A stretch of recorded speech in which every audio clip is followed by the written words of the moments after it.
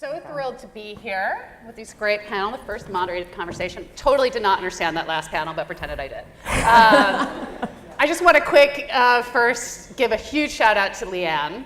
I know she gets a ton of props today, but she is a force. I'm so proud to be her friend. I'm so proud of what she does for this community. It is awesome. I'm so glad she let me be a part of it. I had to pretend to be all techie. Is Bloomberg getting extra ads for this?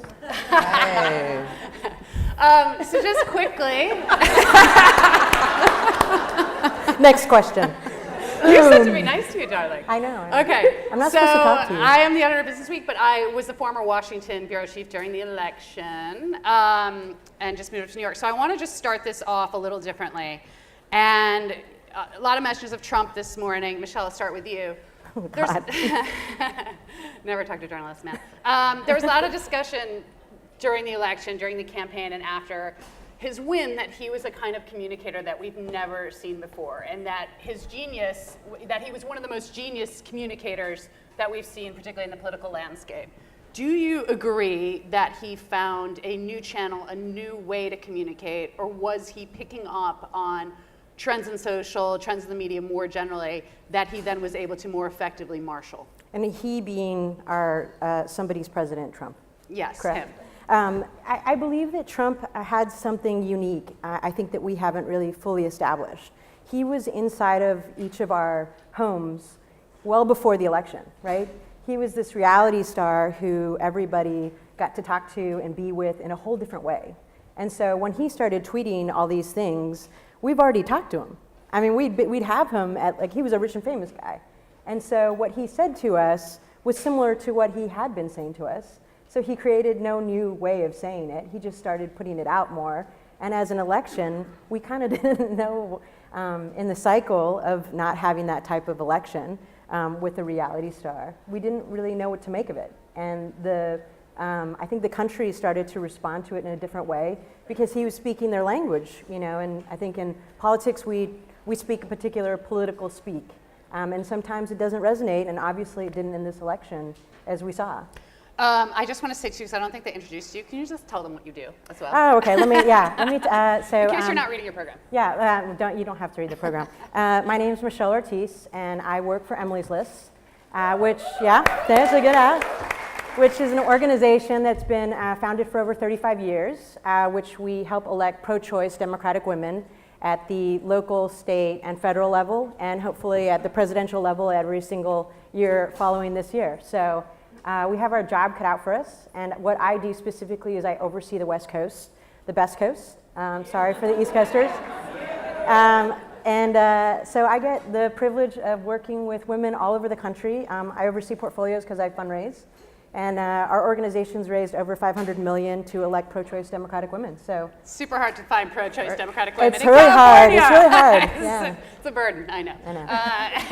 Angelique, do you want to just quick intro, and then I want to pick up on something she just said. Awesome. My name is Angelique Roche. I am the Vice President of External Affairs at the Ms. Foundation for Women. We are a 44-year-old public women's fund that was started specifically to invest in women's organization, women-led organizations, in particular women of color, women who have immigrated into the United States, as well as low-wage women. And we work right now in giving about $2 million in direct grants to 42 organizations around the country, as well as we do capacity building.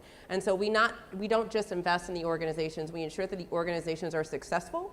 And so we try to do anything from how do we support on communications and getting their narrative out, to ensuring that they have strong leadership and financial skills and introducing them to other funders so that they can do more work in the communities.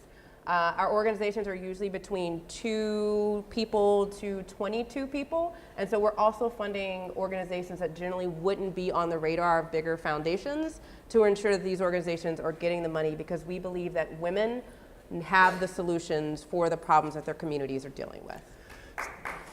Very good.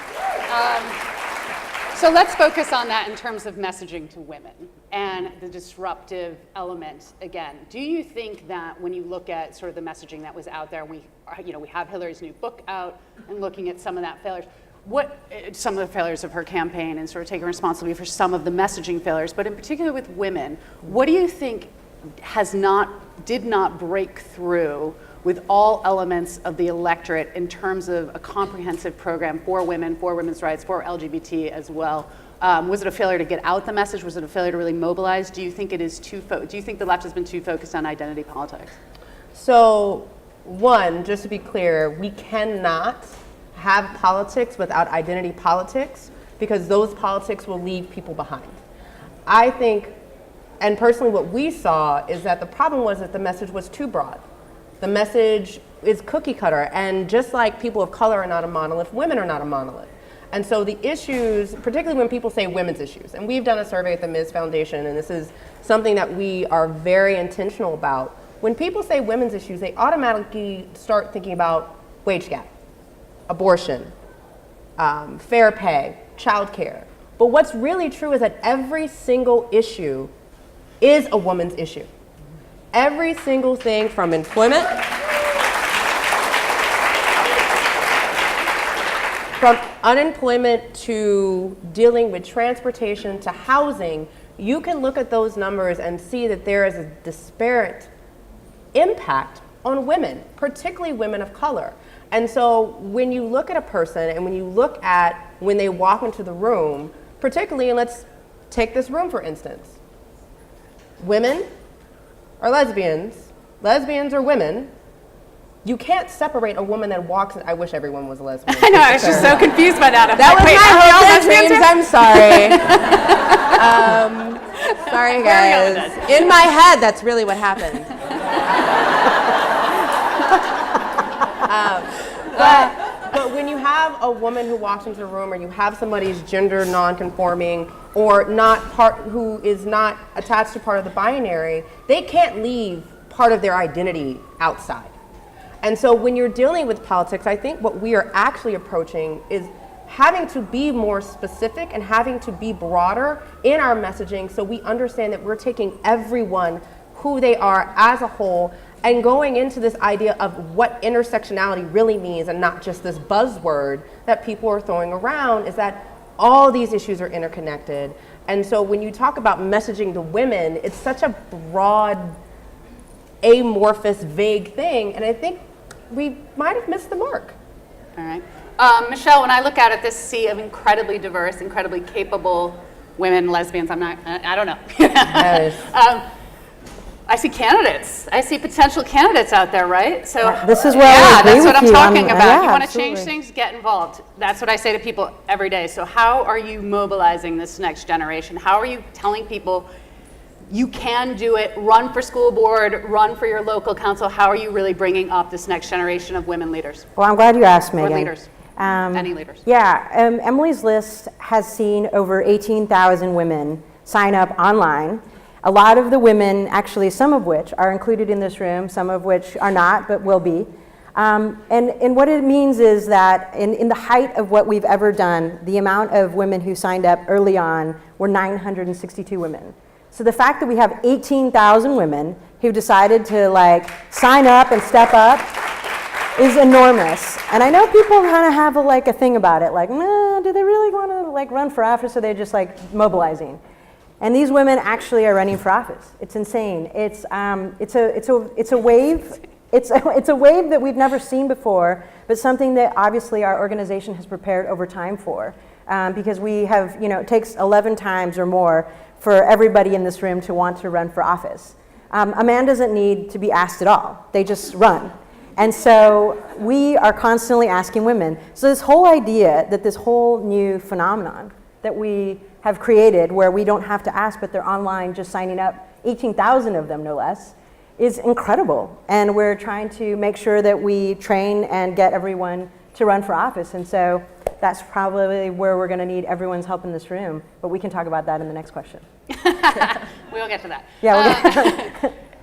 Angelique, when you look at beyond this sort of what we see so publicly of campaigns, of candidates, what you guys are doing at Ms. Foundation in terms of enabling entrepreneurs, focusing on women-owned businesses, minority-owned business, funding sort of people, or really pushing through, What do you see as the biggest hurdles that are still holding people back? What are the biggest breakthroughs that you guys are focused on making? So the Ms. Foundation right now is focused on funding small nonprofit organizations in 21 states around the country, just to kind of give the purview. But in the larger philanthropic community, the biggest obstacle is only 7% of philanthropic dollars are being actually invested in women and girls, and less of that is being invested in women and girls of color. And so the Ms. Foundation and our work and what that looks like to get over that obstacle is ensuring that we're doing multi-year grants, ensuring that we're going out and actually researching and doing this high touch. So with the Ms. Foundation, we actually go and we look at our portfolios and then look for the organizations that are doing the work. It's not organizations coming to us, but it really is going into the community, doing the research, figuring out who's doing the innovative work, and that's across the board. And note that we are also ensuring that we are looking at those communities who are not being invested in, and that includes women of color, trans women of color, gender non-conforming, non-binary, because at the end of the day, if we're not being that broad, who's going to invest in those organizations that really understand what's going on the ground? Because we know we don't know the best. We're located in Brooklyn. But what we do, right, it's real. We're located right across the river at 12 Metro Tech. Come say hi. But those people who've been working for 5, 10, 15, 20 years in their community, for instance, right now we're dealing with Hurricane Harvey recovery at this moment. There are things that are going to happen in Florida this weekend. There are organizations who have been in those communities for 20 years, and instead of going in and putting all of this money into new organizations, it's about making sure those organizations who understand everything about their communities have the dollars they need and the ability to do their work. Amen. Amen is right. And Michelle, I know you want to talk about this, but how can people in this room help? God, how can people in this room help? Thank you, Megan, for asking me that one. That's a tough one. It's a very, this is it. We're at the change of time. It couldn't be any clearer to us every single day we wake up and we read the news, or we choose not to. But our participation in it really does matter, and if not us, who, right? Like, this is the time where we have to decide what our country is going to be. And as we look around the room, obviously we're represented in large numbers. And so I'm going to need each of you to decide what office you're going to run for in your community, so we can get some queer women out there and stop talking about, like, well, our issues are not seen, we're not being seen. Let's be seen. Let's run. Let's do this. And I think we can take back our country in those places that are crazy, like, some of the southern places. I grew up in Texas, I can say that. Montana, we're seeing, the first out lesbian ran in Montana for Congress, and she was Indian. She is amazing. And it takes people enough times to see the visibility of who our community is to really get out there, so that they come to us and say, hey, we have the Senate seat. We have the Senate seat that's open, Megan. We want you to run. I'm running, man. Yeah. So you go online, it's really easy. You go online to our website, and you click, you want to run. There's trainings all over the country, and there's going to be trainings online, so if you work crazy hours like I know most of you do, you can get trained anywhere. And so the whole purpose is that if you don't choose to run now, and I'm looking at a few people, you choose to run later. But the idea is that we all take the responsibility of choosing the community that we want to live in, and we represent the community that we really fully want to live in. And we have to commit to that now. And so I'm going to be talking with many of you. I will be here. I will answer your questions, and I will get you hooked up. And if you want to run for school board, or you want to run for Senate, state Senate, Assembly, we have lots of bills. And 2020 is coming with the redistricting. And we are going to need our voices out there to be represented in large, large ways. This is not like the fearless society. This is the fearful society. And so we need to get out there. So anyways, I will be here. Michelle will be accepting. I'll be here accepting applications all around, so please come to me. We're almost out of time. I want to ask you one last thing, but I just want to make a quick personal note too about the community. And I'm obviously out loud and proud gay woman, but the biggest journey for me this past year has been I'm also the proud aunt of my transgender niece who's 10. And following that journey has been a tremendous one for my family as well. And I just want to say, when we look at what Kate said about looking 2 years ago to marriage, I can't believe it's only 2 years. Is it 2 only years, 2 years? and we're trying to get through it, yeah. Crazy.